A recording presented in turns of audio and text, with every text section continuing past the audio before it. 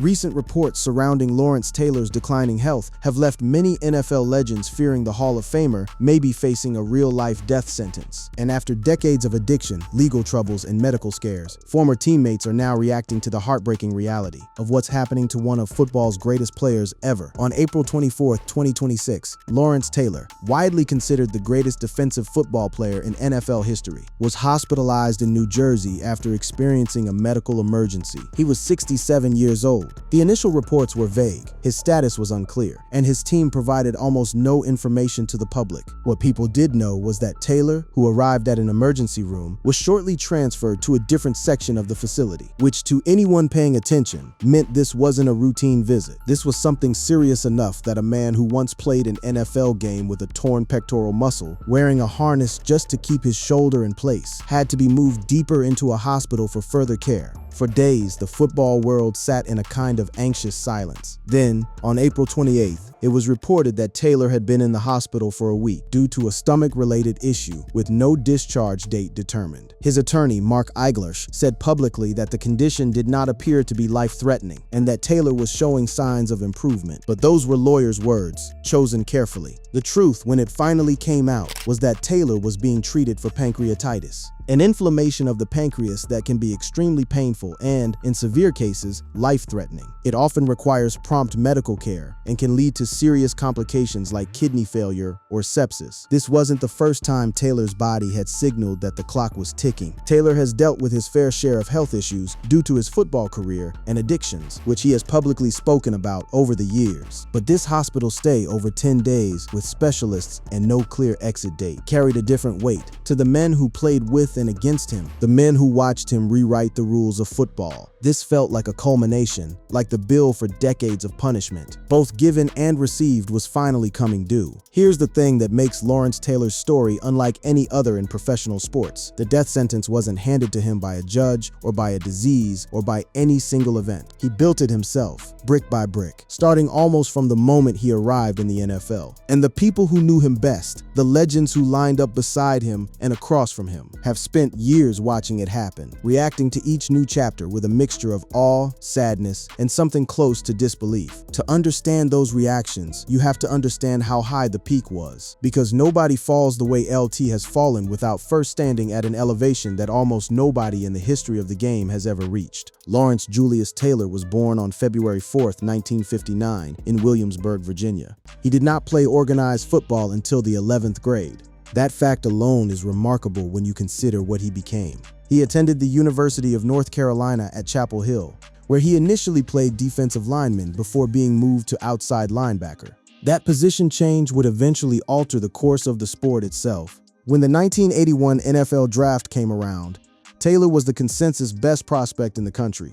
In a poll of NFL general managers taken before the draft, 26 of the league's 28 GMs said if they had the first selection, they would select Taylor.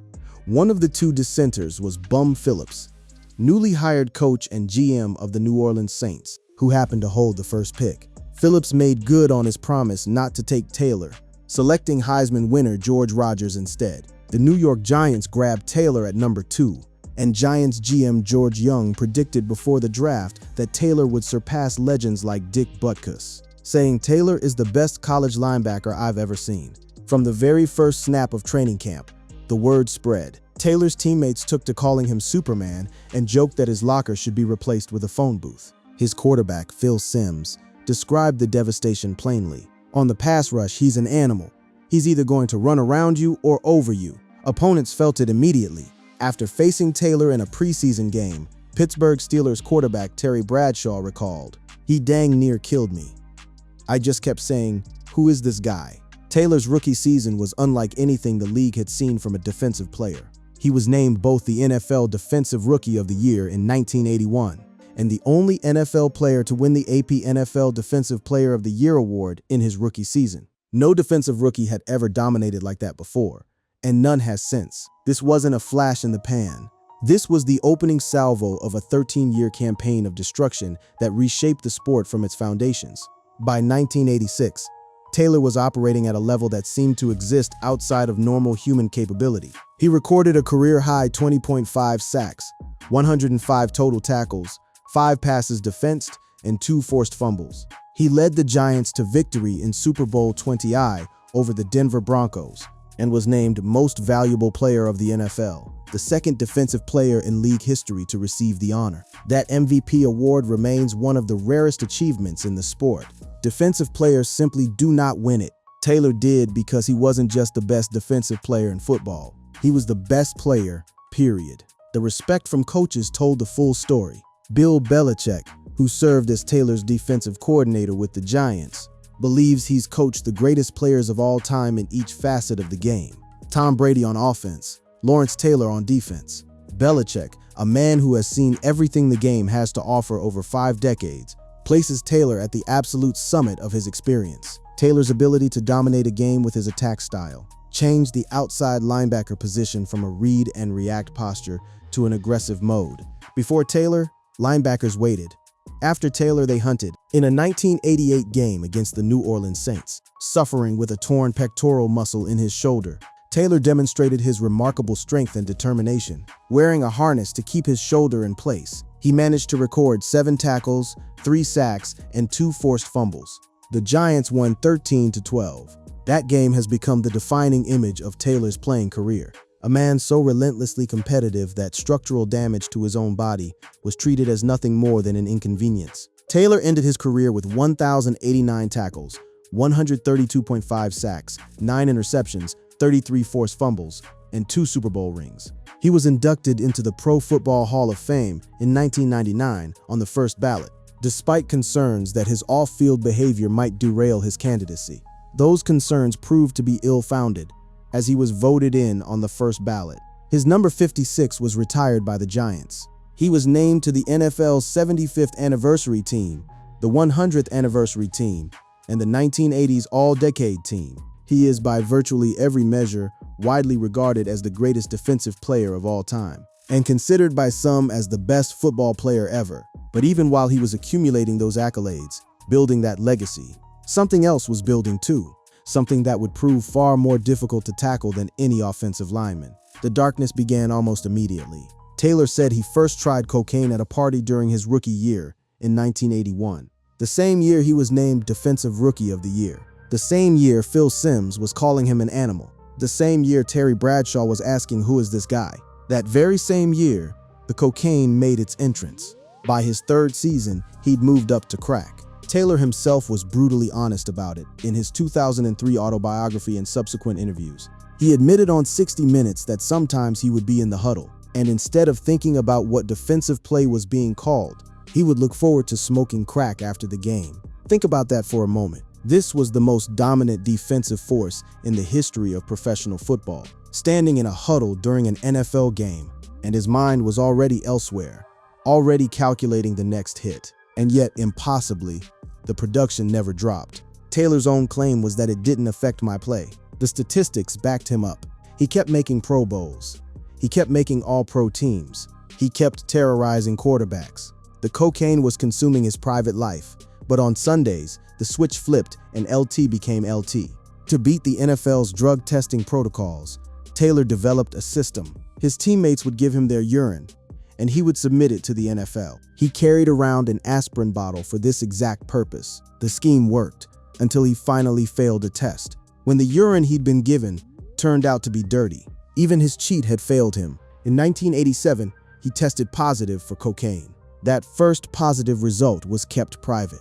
But the next year, 1988, he failed a second drug test, whereupon the NFL suspended him for 30 days. In a raw and emotional TV interview after his suspension, Taylor confessed something that revealed the depth of his awareness about the path he was on. He told the interviewer, "I'm worried about what's going to happen to me the rest of my life unless I get myself straight." He also admitted, "God, I hate to admit it, but I became an addict in 1985. This was a man who could see exactly where his life was heading. He knew, and he couldn't stop it. A third failed drug test would end his career, so Taylor forced himself to abstain from drugs for the remainder of his playing days. He stayed clean from 1988 to his retirement in 1993, not because he had conquered the addiction, but because football was the one thing he valued enough to stay sober for. The moment football was gone, everything collapsed. The day after his final NFL game, Taylor was back smoking crack. Later that year, he smoked it the day the Giants retired his number. On the same day, his franchise honored him as a legend. He was feeding an addiction that was eating him alive. He later said of his retirement plans that he saw cocaine as the only bright spot in his future. What followed was a spiral that lasted years. His home became, in his own words, almost like a crack house, with white sheets covering the windows and drug users drifting in and out. In 1996, his wife divorced him, and he was arrested for buying crack in South Carolina. After that arrest, a friend described finding Taylor on a couch in the fetal position, hugging a pillow. Between 1996 and 1998, he was arrested 3 times on drug charges. Taylor would later describe his life in 2 distinct phases: the LT persona and the Lawrence Taylor person. He said in 2003 that LT died a long time ago, and I don't miss him at all. All that's left is Lawrence Taylor. But the question that lingered for everyone who watched was this: could Lawrence Taylor survive the wreckage that LT had left behind? If the drug years were a slow-motion car crash, what came next was the explosion at Impact. In May 2010, the sporting world was rocked when Taylor was arrested for statutory rape of a 16-year-old girl at a Holiday Inn in Montebello, New York. He was charged with felony third-degree statutory rape for allegedly engaging in sexual intercourse with someone under 17, and with third-degree patronization for allegedly paying the underage girl $300 to have sex with him. The details that emerged were harrowing. The girl had been reported missing by her family in March. Davis had met the girl at a Bronx bus stop weeks earlier when she had nowhere to stay, and then forced her to perform sexual favors for others. On the night in question, Davis punched and kicked the girl, drove her to the hotel against her will, and told her she had to have sex with Taylor. While being driven to the hotel, the girl sent text messages to her uncle, spelling out what was happening, and the uncle went to the NYPD. Taylor claimed the minor told him she was 19, which the girl herself corroborated. She said her pimp had commanded her to lie about her age. But the law was unambiguous. In New York, third-degree rape is a charge levied when the victim is under the age of consent, which is 17. As the Ramapo chief of police put it bluntly, ignorance is not an excuse to an individual's age. One of the original charges against Taylor was for statutory rape, and if found guilty, he could have received a 4-year prison sentence. But in January 2011, a plea deal was reached. Taylor pleaded guilty to sexual misconduct and patronizing a prostitute, both misdemeanors. He was sentenced to 6 years probation and to register as a sex offender. He avoided jail time entirely. The reaction was split. The victim's attorney, Gloria Allred, was unsparing, declaring Lawrence Taylor should be in the Hall of Shame, not the Hall of Fame. The victim herself addressed the courtroom, saying, "I believe Mr. Taylor could see my face and how young I was." The Rockland County District Attorney, Thomas Zugebe, emphasized the broader harm, saying it's the very conduct he engaged in here that creates a market for human trafficking. But the legal consequences were only part of the ongoing toll. Being a registered sex offender came with permanent obligations that Taylor repeatedly failed to meet. In December 2021, Taylor was arrested after failing to report his new address. As required by his status as a registered sex offender, he blamed his recent divorce for not updating authorities. Then, in July 2024, Taylor was arrested in Florida after once again failing to report a new residency. For this second offense, Taylor was criminally charged. His attorney described both incidents as misunderstandings, and Taylor's attorney stated that Taylor would plead not guilty. The pattern was unmistakable. Each arrest, each failure, each courtroom appearance added another layer to a story that had long since moved beyond the realm of sports. To the NFL legends who had known Taylor on the field, men who had felt the force of his talent firsthand, this chapter was perhaps the most difficult to process, because the sex offense case wasn't about reckless partying or self-destructive substance abuse.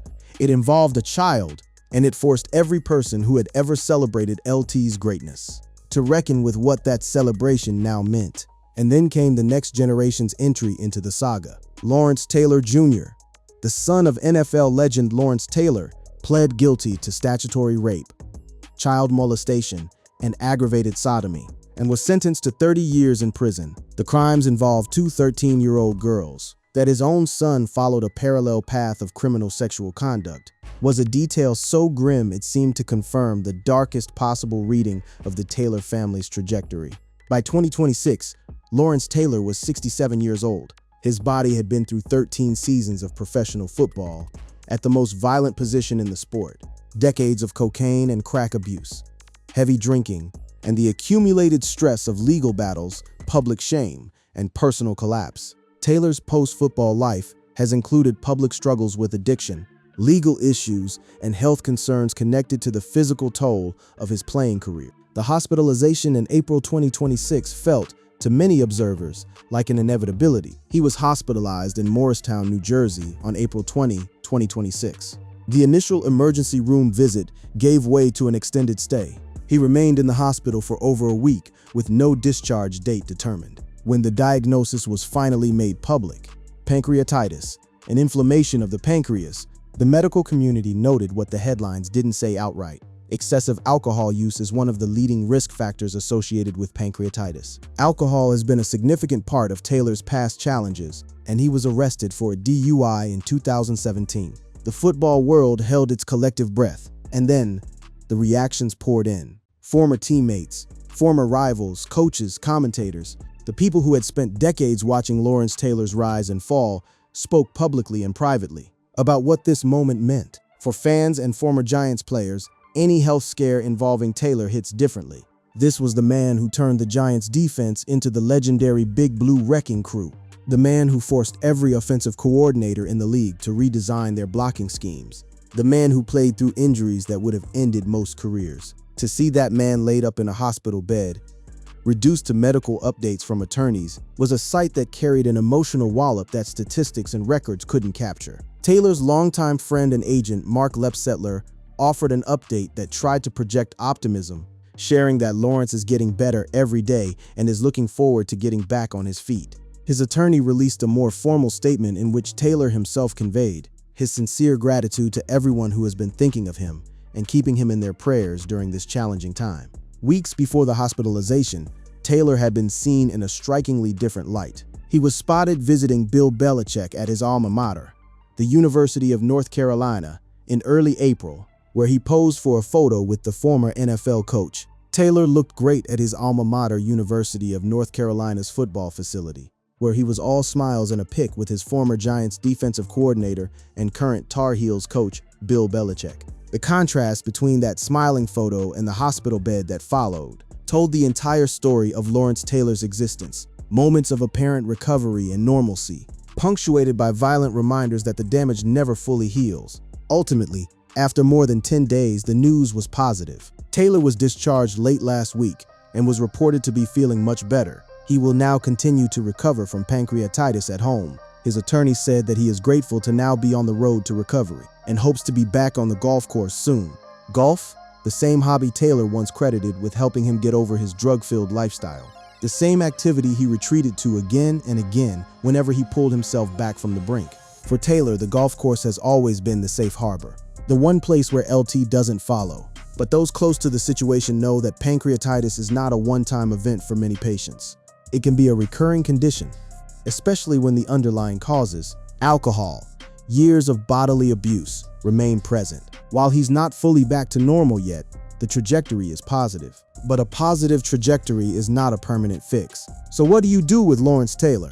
How do the legends of the game, the men who watched him play, who played against him, who coached him, process everything that has happened? The answer for most of them is complicated. He is widely regarded as the greatest defensive player of all time and considered by some as the best football player ever. That is not an opinion held by casual fans. That is the consensus of the men who built and ran the NFL for the last 4 decades. Bill Belichick puts him at the top. Bill Parcells, who coached him through 2 Super Bowl victories, has called him the greatest player he ever coached. He has been described as one of the most feared and intimidating players in NFL history. His speed, his violence, his instinct, these things changed the sport structurally and permanently.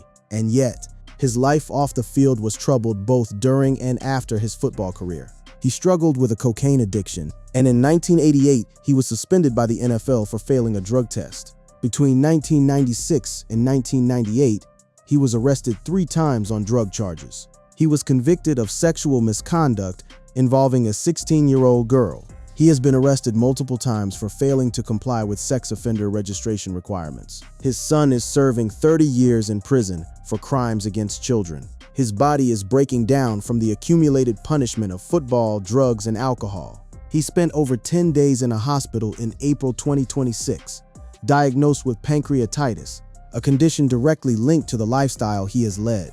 The death sentence that NFL legends are reacting to is not a single moment. It's the totality. It's watching a man who possessed perhaps the greatest athletic gifts the sport has ever seen, systematically destroy himself over and over again for more than 40 years. It's the slow realization that the same traits that made LT unstoppable on the football field, the recklessness, the aggression, the refusal to acknowledge pain or consequences, are the same traits that have been killing Lawrence Taylor the person. Taylor has spoken openly over the years about the chaos that followed him during and after his NFL career, including the difference between LT, the football persona, and Lawrence Taylor the person, but the two were never really separate.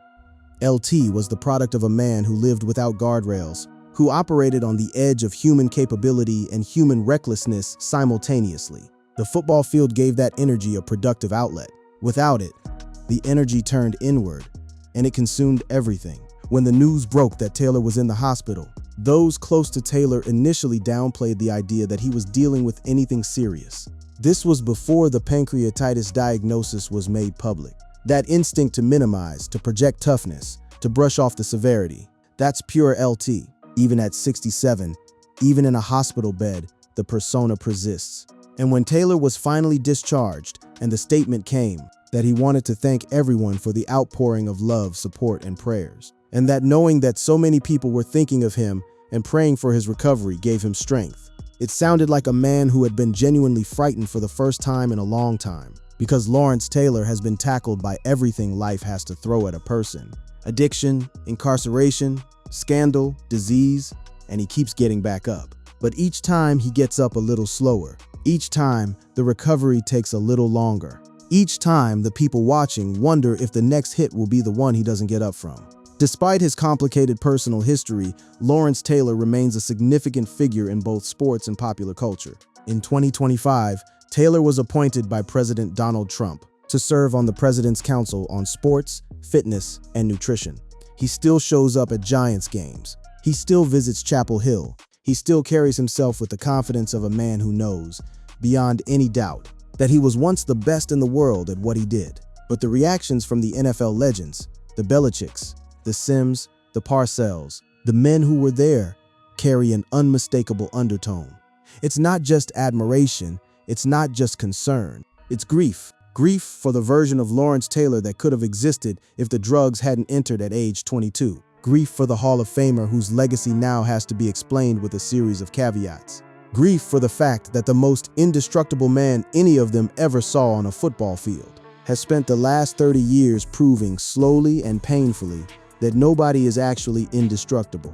Lawrence Taylor's death sentence is not a legal ruling. It's the life he has lived. It's the cocaine at 22, the crack the day after retirement, the sex offense at 51, the failed registrations, the DUI, the pancreatitis at 67. It's every choice, every addiction, every fall, stacked one on top of the other until the tower became its own kind of monument. Not to greatness though, that's in there too, but to the terrifying, fascinating, heartbreaking reality that the same fire that makes a man legendary can also be the fire that burns him down. LLT changed football forever. Lawrence Taylor has been trying to survive LT ever since.